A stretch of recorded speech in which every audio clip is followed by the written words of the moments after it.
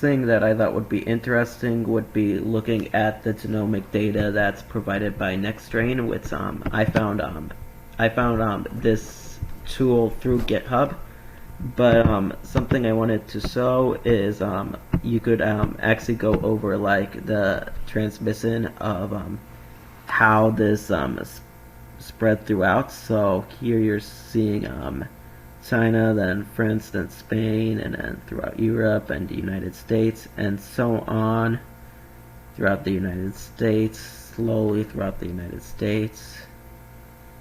It keeps going, Canada, it reaches Canada, and then it reaches South America. And you could sort of get a general idea of how viruses and different pathogens end up spreading, per se.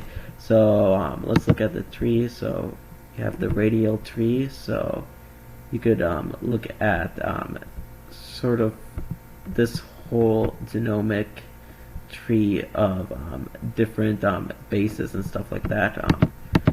Radial, you could categorize this through unrooted tree as well for easier looking at the data.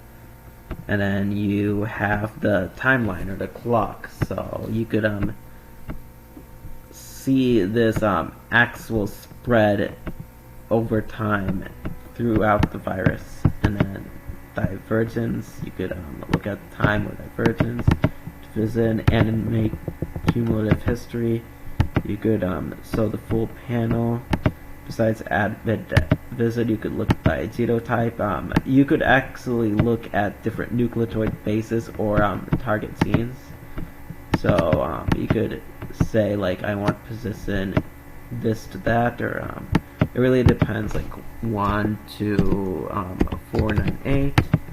So you could look at that, or you could actually look at 85. See, you could look at this. You could look at different genotypes. You could there are really a lot of different ways to organize the data. So AIDS, you could look at sex. Besides that, you could